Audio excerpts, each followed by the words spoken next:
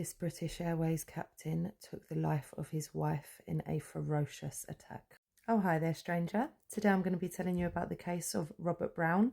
Viewer discretion is advised. Robert Brown was born in 1964 or 65 in Edinburgh, Scotland, and wanted to be a pilot from a young age. He was also athletic, becoming the UK trail running champion 3 times. Brown stayed true to his childhood dream of becoming a pilot, rising up through the ranks to eventually captain Boeing 747s by the time of the event in question. Joanna Simpson was born in 1964 in Yorkshire. She studied business and eventually would set up her own B&B on the outskirts of Great Windsor Park. She was married once before Robert Brown, but had an amicable divorce with her first husband. And then Joanna would meet Robert Brown in 1998, and they had somewhat of a whirlwind romance, going on to marry relatively quickly.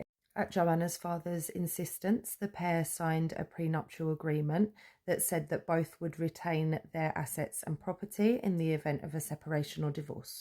Brown sold his flat and put the money towards buying their matrimonial home in Ascot. Their son was born the next year in 1999, followed a couple of years later by their daughter in 2001. But by 2007, the marriage was breaking down and the couple filed for divorce. I read a report that sometime in 2007, Brown was away on a work trip and spoke to Joanna on the phone and told her that he was fantasizing about using an axe to take her and the children's lives. There is also a report that sometime during that year, 2007, that Brown held a large kitchen sharp to Joanna, although Brown denies this. During the course of the divorce, Brown began to suspect that Joanna had not been honest about the extent of her wealth, and he had been ignorant to that when he signed the prenup. He had sold his flat and put that money into their matrimonial home, which was in Joanna's name. Brown seemingly began to worry that he would be walking away from the marriage without what he deemed to be his fair share. Their financial settlement hearing was due for April 2010, but it had to be pushed back as the courts needed to decide whether prenups were enforceable or not, and that involved a whole nother court case. It was determined by the courts by October 2010 that prenups were indeed enforceable. This led Brown to believe that he would be leaving the marriage with little to nothing. Joanna was offering a settlement of £200,000 to reflect the real contributions made by Brown throughout the course of the marriage. Brown was seeking £800,000 to reflect the equity in their home, which was worth £1.5 million. Joanna had always paid for the children's education from her family wealth, and because of this, Brown claimed that he had no say in their education whatsoever and felt powerless. Their financial settlement hearing was listed for the 8th of November. Brown again saw this as Joanna trying to draw out the proceedings as long as she could, thus making it cost as much as possible, and therefore Brown would be getting even less. Spoiler, guys, if two people have applied to the court for settlement in any kind of civil case, the court decides when and how those proceedings take place. It was literally not in Joanna's control to mess about with the proceedings. It's up to the court. That is, of course, to the best of my knowledge. As the weeks passed, Brown must have become so focused on his financial situation and what he saw as his security slipping away, he was afraid he would walk away with nothing, and he felt betrayed by Joanna and that she had manipulated the situation to his detriment. I think he sounds like a spoiled brat. And I ain't saying he a go. And that brings us to the October half term of 2010. The children were having weekend contact with Brown due to return to their mum Joanna's on the 31st of October. Brown was living not too far away from Joanna and the children, and so it was only a short drive to drop them home.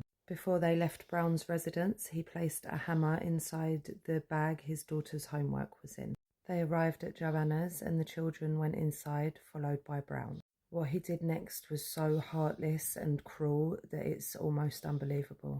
He put their children in a room off the hallway and then attacked Joanna with the hammer, hitting her in the head with it at least 14 times. Joanna tried to defend herself, but he caught her off guard, and as the judge pointed out, the last thing she would have been expecting would have been an attack at that very moment. The children, being only feet away and with nothing to separate them from the horrific scene except a door, heard everything. And then Brown wrapped Joanna's body and put her inside the boot of the car. Their daughter saw him do this and obviously became very distressed. Just 20 minutes after leaving his own residence, Brown returned to it with the children. After taking their mother's life just feet away from them, he had placed her remains in the boot of the car and then loaded up both of the crying, traumatized kids and driven them back to his house where his girlfriend was. Whilst they'd been in the car, his son, who clearly had some knowledge of what had happened, asked his father if they were taking his mother to the hospital. Instead, they were taken back to Brown's residence and left there with his girlfriend. Before he had left Joanna's, Brown had removed the CCTV recording device, which would have showed him placing her remains into the boot of the car. Neither that recording device or the weapon he had used on Joanna were ever recovered.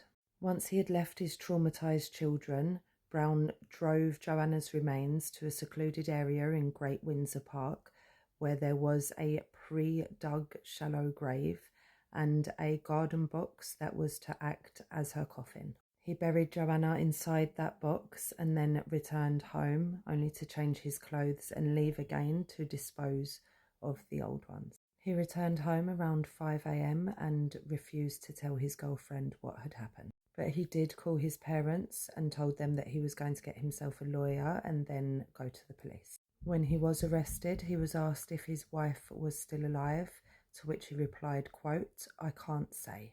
When it became clear to Brown that he was going to be charged with M, he gave a pre-prepared statement to police in which he said that when he'd arrived at Joanna's, they had had an argument. He had pushed her. She had become injured. He said he placed her in the car to take her to the hospital, but then later would realise that she had passed away, and that is when he panicked and decided to bury her. So he was taking her to the hospital, right? Because most injured people get in the boot of a car to travel to a hospital, right? Also, how convenient that he knew where that hole was right after an accident.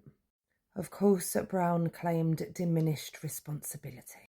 Evidence to support the diminished responsibility defence came in the form of a doctor who testified that Brown had developed something called an adjustment disorder around April 2010. The doctor testified that as a result of the pressures that Brown was under, he was unable to exercise any self-control, and at the time of the unaliving and subsequent disposal of Joanna's remains, that Brown would have been substantially impaired. A different doctor rejected this, saying that even if a disorder were present, its extent would only be of any relevance if the jury concluded that Brown had taken his wife's life without any premeditation. The disorder is mild in any case and very rarely leads to any violence.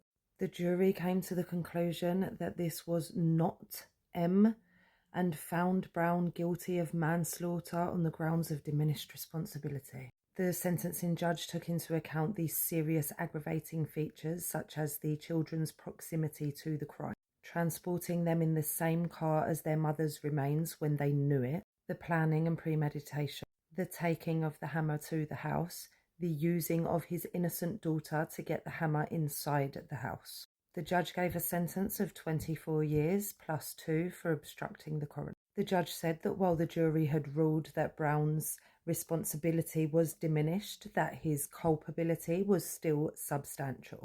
That 24 years is not the same as a minimum sentence though, and usually it would have meant that he did half. He would have been due for release in November 2023, but Joanna's family successfully campaigned to keep him behind bars. To my knowledge, he is still incarcerated. As always, rest in peace to the victim of this case, Joanna Simpson, who was just 46 years old when she had her life stolen. I hope her children have received lots of support and therapy. I hope that they've been able to go on to have happy and peaceful lives. Sure, what a disappointing case, eh? I wish I could have gone more into the legalities of it, but I am running out of time. As ever, please let me know what you think of this one in the comments. And of course, if you stayed with me up until now, then thank you for watching, and I will see you for the next one.